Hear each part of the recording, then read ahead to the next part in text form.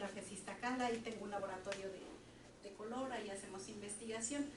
Esta parte que yo les vengo a dar pues es lo clínico, es lo aplicado, porque nosotros lo que hacemos es, el proyecto en sí es detectar, es medir la longitud de onda que detecta el humano, y con eso es con lo que hacemos investigación en la UNAM, ¿no? Entonces, pero para lo clínico, pues no, para ustedes no ameritaría platicar esa parte, entonces vamos a hacer el taller con lo que se puede hacer en nuestro consultorio en la práctica clínica, ¿no? Entonces, primero les voy a hablar de toda la parte teórica, porque la parte teórica tiene algunas cosas como dificilonas, ¿no? Entonces, para que lo entendamos, para que veamos de dónde nacieron todas estas pruebas y quiénes han sido las personas que han trabajado con esto. Entonces, pásame la siguiente. Bueno, primero vamos a hablar del error que la gente dice que es un daltonismo, ¿no? John Dalton, vean, de 1766, este hombre un día compró unas medias para su mamá, ¿no? Y le compró sus medias, se las regaló y le dijo, ten unas medias moradas, no sé qué color le dijo. Y su mamá, hijo, son rojas, ¿no? ¿Son rojas? Y pues no, el hombre no tenía ni idea del color y él hablaba confundía los colores muy feo. Entonces empezó a estudiar su problema, él solito su problema, a ver de qué se trataba esto, y entonces por eso se le quedó el nombre de daltonismo. Y a cualquier discromatopsia le llaman daltonismo, y hay de discromatopsias a discromatopsias. Hay unas discromatopsias como suavecitas que, wow, pero hay unas discromatopsias que qué barbaridad. Un paciente protanope es lo peor que puede haber, ¿no? Entonces vamos a ver la que sigue esa. Ok. Miren, esta es la clasificación de las discromatopsias. Vamos a tener congénitas y vamos a tener adquiridas. Hay personas que nacen con una discromatopsia, pero después son drogadictos, cocaínos, borrachos, hasta el cigarro afecta y hace que haya una discromatopsia adquirida.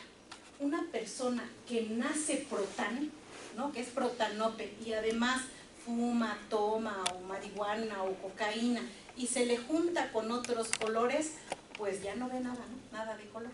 Entonces ese paciente tendrá mucho problema en la vida. Entonces vamos a ver, las discromatopsias, las congénitas, hay algunas que son solamente anomalías y otras que son cegueras, ¿no? Ambas tienen que ver con los rojos y con los verdes. ¿Cuándo se nace? Entonces, cuando se nace con los rojos y con los verdes. Pero ahorita van a ver que no solo es así. Fíjense que hay problemas adquiridos. Por ejemplo, el glaucoma. Cuando empieza un glaucoma, empieza con problema de adquirido. Empieza a confundir los amarillos con los azules. Pero entre más va avanzando ese glaucoma y más va afectando, y más va avanzando, entonces empieza a haber problemas también verdes y rojos, como si fuera congénito. Ajá. Entonces, bueno, es dependiendo del momento de la enfermedad el adquirido. Entonces, las congénitas tenemos anomalías y tenemos cegueras. Tenemos protán y deután en ambas, ¿no? Protanomalía, deuteranomalía. Pero en la ceguera ya se llama protanopia, ya es la ceguera al rojo, y deuteranopia, la ceguera al verde.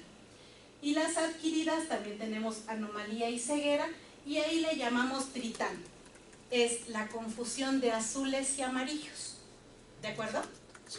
Ajá, sí, ahí están, los azules y los amarillos.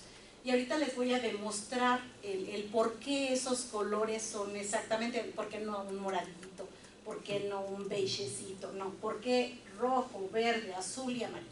¿De acuerdo? Bueno, ahora, hay un problemón con las congénitas porque se heredan y pasan bien bonito, ¿no? Ahí van pasando familia, hijo, nieto. Fíjense, si en una primera generación, aquí tenemos el abuelo y la abuela. El abuelo es discrómata. Entonces, ellos tienen 3 hijitos.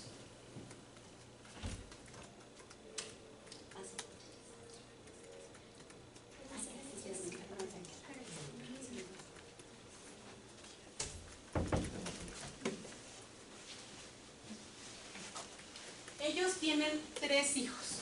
De estos 3 hijos, los hombres no tienen ningún problema, pero la hija es portadora. Entonces, en esta generación como que no pasó mucho. Sin embargo, ellos van a tener hijos, ¿no? Ella es portadora. Ella se casa con una persona sana, sin ningún problema de discromatopsia, pero vean acá, ellos van a tener un hijo discrómata igualito que el abuelo, ¿no? Y acá van a tener hija normal, pero van a tener otra hija portadora. Entonces, esta hija portadora va a suceder lo mismo, se va a casar con un hombre normal y va a tener un hijo discrómata. Ajá. Entonces, esto nosotros lo tenemos que platicar con los pacientes y decirles qué va a pasar. Nosotros no les decimos, ya no tengas hijos, por supuesto, ¿no? Ellos sabrán, pero tienen que saber en qué generación y a qué nieto le va a tocar. ¿De acuerdo? Entonces, ustedes como lo están viendo aquí, fue el segundo hijo. ¿De acuerdo? Entonces, es como una reglita y así va pasando de generación a generación.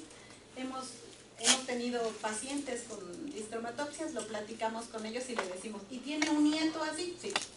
Entonces ya lo hemos corroborado, que sí es verdad, ¿no? Con lo que pasa con las familias. ¿Ok? Bueno, ¿lo conocen? Sí. Bueno, Vincent Van Gogh, vean, 1853, él era una persona, pues de joven no tenía ningún problema de color.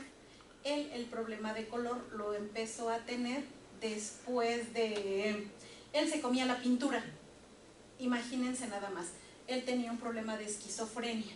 Entonces este hombre esquizofrénico llegaba a tal grado que estaba la pintura ahí, pues él se la comía, ¿no? Entonces esto hacía que tuviera muchos problemas pues de drogadicción. Él estaba influenciado por la pintura.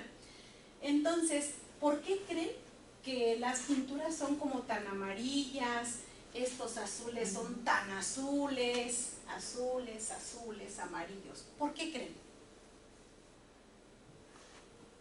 Porque era gitano.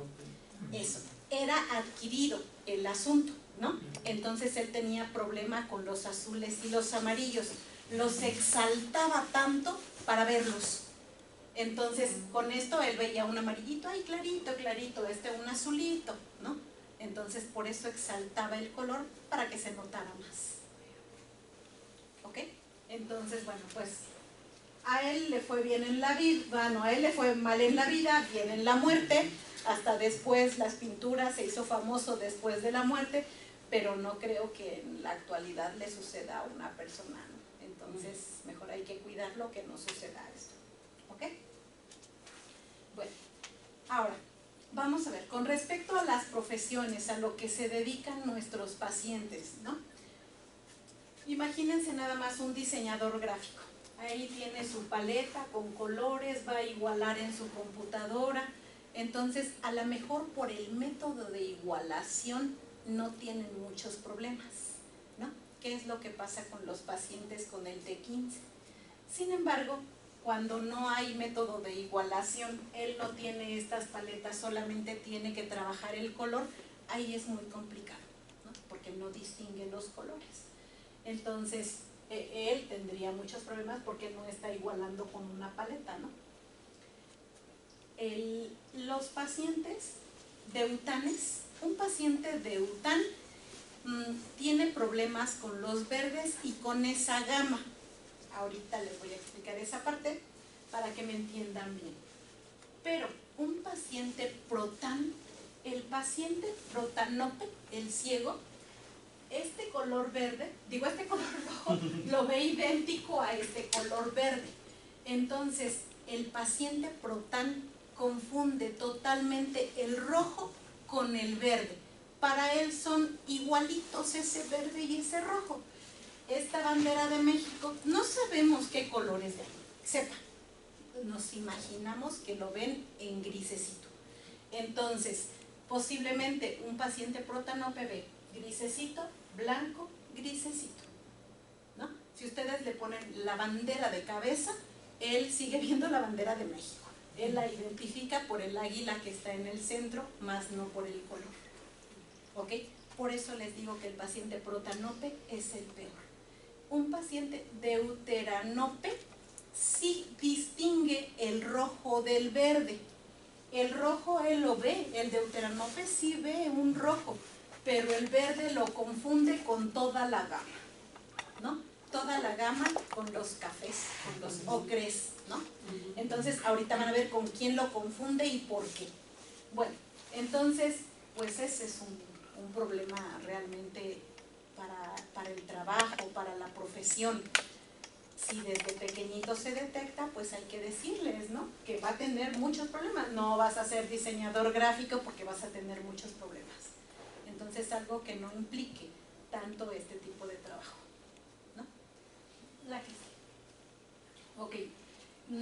Esto es lo que nos colocan en la red, que dicen que así ve un paciente protan, así ve un paciente deutan, pero ¿qué creen? Que ni estamos seguros. No sabemos, ¿no? Entonces, bueno, nada más es un ejemplo. Ok. Vean, en 1837 se hizo el primer informe de las deficiencias cromáticas. Este informe que se hizo pues nada más se hablaba de que había personas que tenían problemas de color. Eso era lo exhaustivo, pero no crean ustedes que se sabía mucho del color. Y no fue hasta 1800, en el 70 aproximadamente, hubo en Suecia un accidente de trenes. Iba un tren, el tren se estrella y mata a un montonal de gente. Y entonces se dijo en ese momento que había sido a causa de una discromatopsia del conductor. Entonces como que se empezó a ver por ahí si había sucedido esto con respecto al semáforo, que no distinguió que estaba en rojo el semáforo y se pasó, ¿no?